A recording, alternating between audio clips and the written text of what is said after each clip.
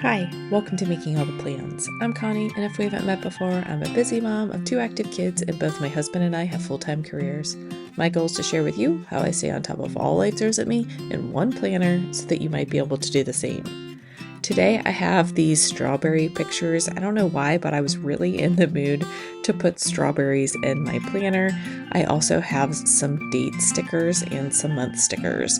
I will link the strawberry images down below, as well as the planner page, which is from Squared Plans. My thought is that I would do groupings or clusters on the days with the boxes and the strawberries. I don't want to go too strawberry heavy and it be too busy of a page. I will be using the boxes for functional purposes this week. Sometimes I just put them in for decor, sometimes just to break some things up. Occasionally I do use them for functional items on my weekly spread, but this week I am using them for functional items.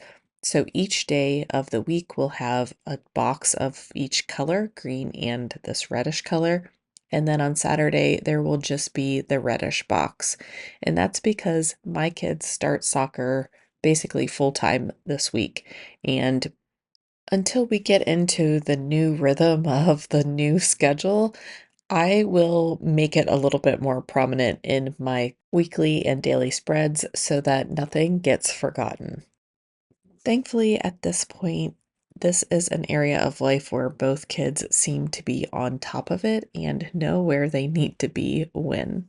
This week will also be a little tricky since my husband and I also have a little bit different schedules this week, which will mean that my son will have to get out of bed much earlier than he's used to go pick up his sister from soccer. But I'm just going to work my way across the page and put in these little clusters. Then I'll come back in and draw in my lines and put in my dates. But while we are finishing these clusters, I'll give a little bit of a life update. We did rent a dumpster and clean out the basement. We got everything in the dumpster donated or put out to the curb so people could help themselves to take some things.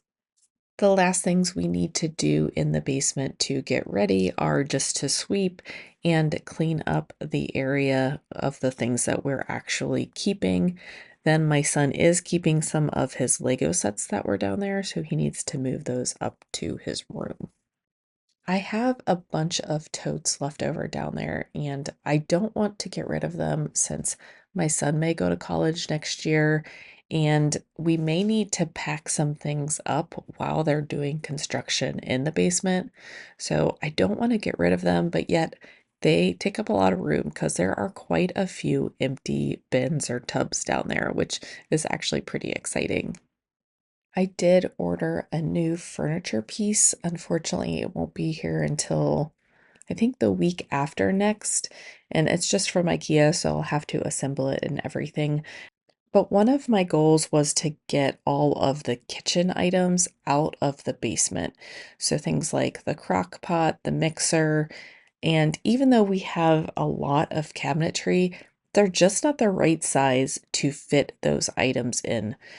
We do have a small pantry, and the laundry room is off of the kitchen, but there really isn't a good place to put those bigger items. And we do use them frequently enough where I don't want to get rid of them. So I bought a new sideboard that's more like a cabinet, and it's a little bit deeper than what we have now. Right now, it's just a sofa table that is completely open with two tiny drawers at the bottom. I would rather the items not sit out and create visual clutter as well as be able to get dusty. So I did go ahead and order that. The next thing that I need to check into, mostly for peace of mind, is either an alarm that goes on the sump pump or a backup battery for the sump pump. So just need to research that and find out what the best solution is for a warning system if our sump pump fails in the basement. We also were able to rip out the bushes while we had the dumpster. That way we didn't have to cut and wrap all of the bush branches, which would have been a real pain in the butt. So we're glad that we got those out and put those in the dumpster. But that means that it's time to shift my focus to the exterior of our house.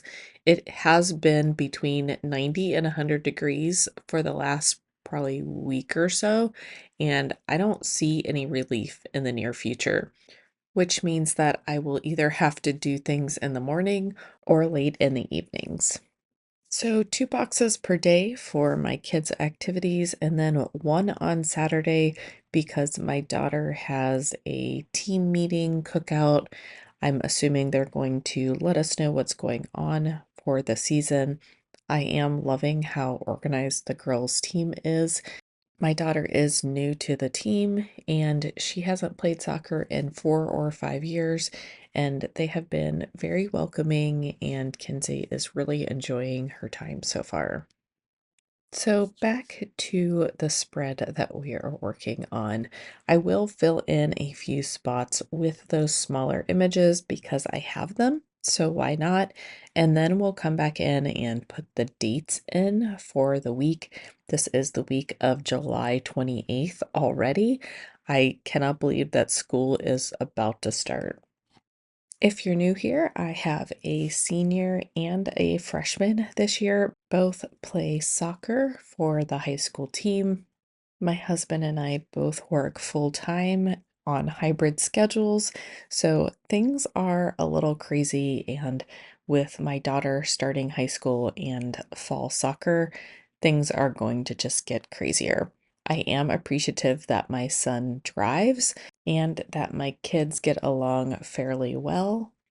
Unfortunately, in addition to just a crazy schedule, my son also goes to the career tech school in the afternoon.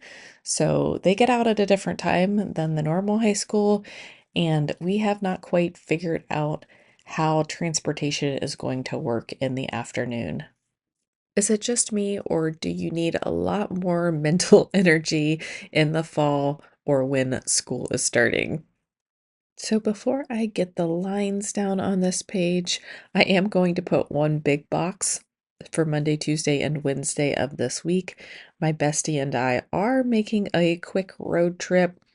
I'm betting that this will be the last road trip that I take other than business trips until after soccer season. I do have one business trip planned already, and we really need to go to a data center of ours within the next month, and I have no idea how that's going to get fit into the schedule that I'm already looking at for the month of August. But now I'll just drop in the lines for all of my tasks. This is the Krissyanne Designs Stencil. I will link it in the description box below. This one, I believe, is the 5mm stencil. I prefer my lines closer together, even though that means that I could write too many tasks for a day. You could also just draw in 5 or 6 lines or however many lines that you want to leave for tasks instead of filling up the whole box. Right now, I'm filling up the box just because I don't really know what is happening this week. I have a feeling that soccer pictures could get thrown in, although those probably won't be until next week. But all the back to school stuff is about to hit hard, so I want to make sure that I leave plenty of lines to list all of those little items that need to be completed before school starts. Then the last thing that I'll do before I wrap up this spread is put a box sticker and a little decor on the 29th for my daughter's birthday. And then once we get that down, we will call this spread complete. I hope that everybody has a wonderful end of your July and a productive start to your August. If you like this video, don't forget to hit like and subscribe, and come back on Monday mornings when we do our action planning for the week. I'll see you in that video. Everybody have a great day. Bye.